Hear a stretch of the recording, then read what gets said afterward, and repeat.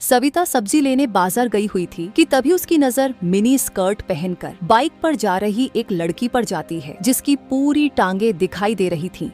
ये देखकर सविता अपनी आंखें बंद करते हुए कहती है, छी छी, शर्म और हया तो बेच ही खा गई है। आजकल की लड़कियां तो कैसे कैसे कपड़े पहनकर घूमती हैं। अरे इतनी छोटे कपड़े तो हमारे जमाने में 5 साल की लड़कियां भी नहीं पहनती थीं, जितने अब 25 साल की पहनती हैं।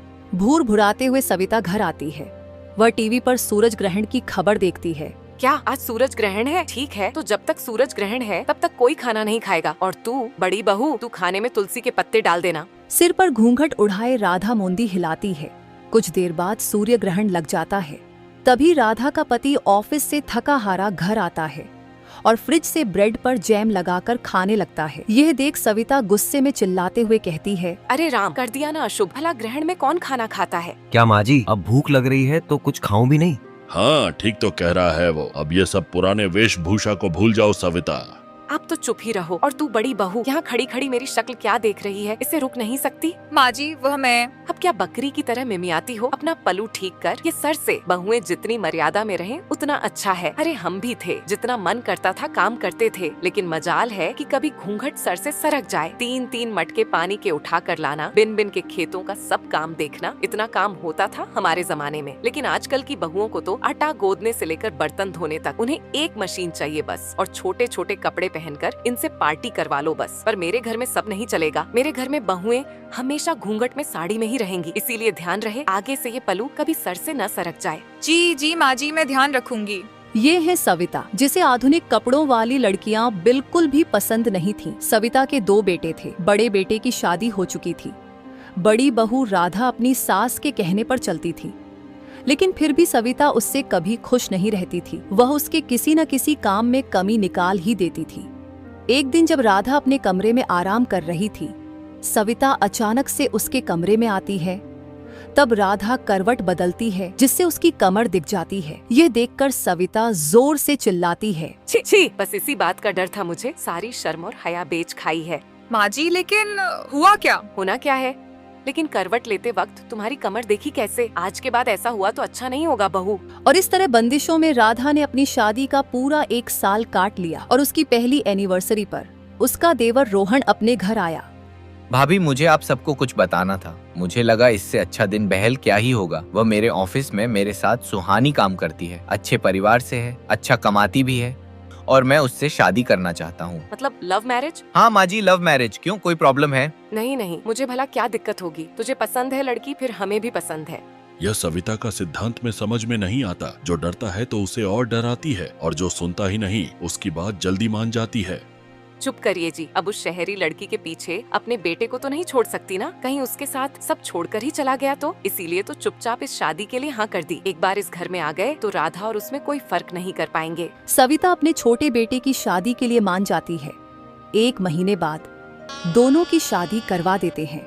शादी के बाद वो दूल्हा दुल्हन कार में आते आते सुहानी भारी लहंगा पहनकर थक जाती है और वो एक जगह होटल के पास गाड़ी रुकवाती है। ड्राइवर, गाड़ी रुको, मुझसे और ये नहीं पहना जा रहा भारी लहंगा। रोहन, तुम यहीं रुकना, मैं अभी चेंज करके आती हूँ। कुछ देर बाद गाड़ी आकर उसके ससुराल में रुकती है। फिर पीछे से सुहानी स्कर्ट और टॉप पहनकर सर पर शादी का दुपट्टा लिए आती है। सुहानी को इस रूप में देखकर सभी हैरान रह जाते हैं। रोहन बेटा, ये सब बेटा 2 जुड़े में लड़की मांगी थी। इसका यह मतलब नहीं कि सचमुच ही 2 जुड़े में आ जाएगी।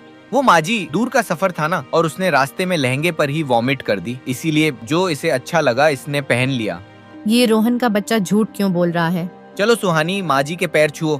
अरे नहीं नहीं, तुम रहने दो। अगर तुम झुकी तो न जाने क्या क्या देख जाएगा। ओह थैंक्स। वैसे मैं खुद झुकने के मूड में नहीं थी। वह क्या है ना, मैं बहुत थक चुकी हूँ। वैसे माँ जी, हमारा बेडरूम कहाँ है? वह क्या है ना, मैं पहले बाद शॉवर लेना चाहती हूँ। और रोहन डार्लिंग, तुम ना प्लीज मुझे बॉडी मसाज दे देना। आज सचमुच मुझे बहुत थकावट है। बताओ ना माँ जी, बेडरूम कहाँ है? सुहानी, बस 2 मिनट, माँ जी गृह प्रवेश कर लें। ओह प्लीज, थोड़ा जल्दी कीजिए। ये सब formalities, I am really so tired. Savita को मन ही मन बहुत गुस्सा आ रहा था, लेकिन वह कर ही क्या सकती थी। वह चुपचाप उनका गृह प्रवेश करवाती है और बहू बनकर सुहानी अपने ससुराल आ जाती है। लेकिन सुहानी के कपड़े देखकर सविता डर गई।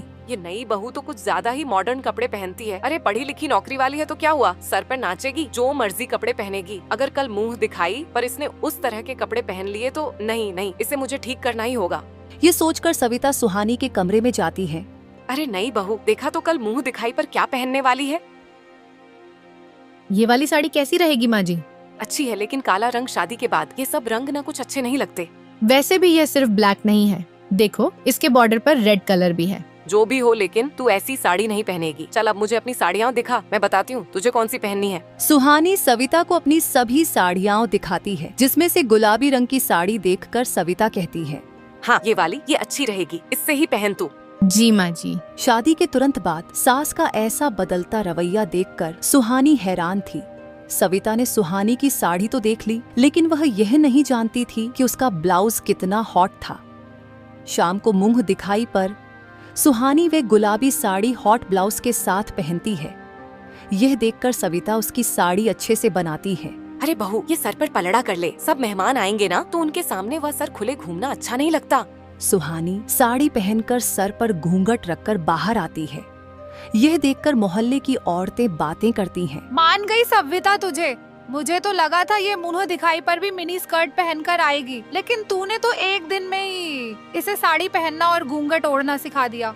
अरे मेरा नाम सविता है, सविता। अच्छा सुहानी बहू, चल अब इन सबके पाँव छूकर आशीर्वाद लो। सुहानी सबके पांव छूकर आशीर्वाद लेती है, लेकिन सुहानी यह नहीं जानती थी कि उसकी सास किस खेत की मूली है। एक बार जो उसने साड़ी पहन ली तो वेस्टर्न कपड़ों का नंबर तो कभी आने वाला है ही नहीं।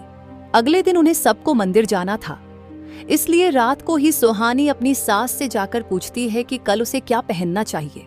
तुझे क्या पहनना है क्या नहीं, ये सब तो बात की बात है, लेकिन इस नाइट ड्रेस में बाहर कैसे आ गई? हमारी घर में ये सब नहीं चलता। लेकिन रोहन ने तो मुझसे कहा था कि मैं जो मर्जी पहन सकती हूँ। अरे उसे क्या पता इन सब के बारे में, रहा भी है वो इस घर में। बचपन से तो पहले पढ़ाई के लिए हॉस्टल में, फिर नौकरी के चक्कर में बाहर। तू उसकी पत्नी है पर बहू मेरी है, और इस घर में मेरी ही चलती है। सुहानी उदास हो जाती है और वह अपने कमरे में चली जाती है। उसे उदास देखकर उसकी जेठानी भी उसके पीछे पीछे उसके कमरे में चली जाती है। उदास मत हो सुहानी, इस घर का नाम ऐसे ही सविता निवास नहीं पड़ा है। यहाँ पर सिर्फ माँ जी ही चलती हैं। उसने पूछे बिना तो मैं खाना तक नहीं बना सकती, तो कपड़े तो दूर की बात है। आप कपड़े चेंज करके साड़ी पहन लो और किचन में आ जाओ। मुझे नहीं लगता वो तुम्हें कभी वेस्टर्न ड्रेस पहनने देगी। ऐसे कैसे नहीं पहन सकती? अब तो बस एक हफ्ता और ये साड़ी पहनोगी, उसके बाद बिल्कुल नहीं।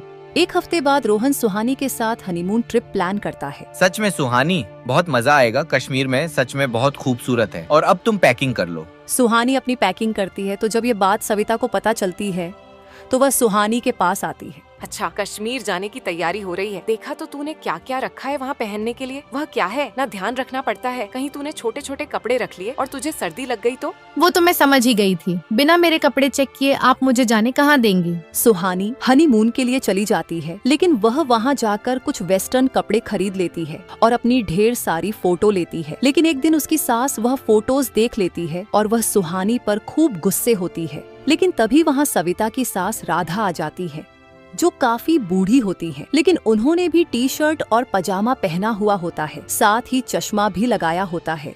बताओ बहू, क्या बुराई है इन कपड़ों में? मुझे देखो बहू, मैं क्या इन कपड़ों में बुरी लग रही हूँ? अरे जब मैं गांव में रहकर ऐसे कपड़े पहन सकती हूँ, तो फिर मेरे बेटे की बहू क्यों नहीं? और तुम जानती हो आज क्या हुआ? जब मैं रेलवे स्टेशन से लौट रही थी तो साड़ी पहने एक लड़की बाइक पर बैठी थी और उसकी साड़ी बाइक में फंस गई और वो नीचे गिर गई, जिससे उसे थोड़ी चोट लग गई। और वो कोई और नहीं, हमारी बड़ी बहू राधा है। अभी अस्पताल में दाखिल करवा कर आई हूँ उससे। जमाने के साथ अब अपनी सोच बदल सविता।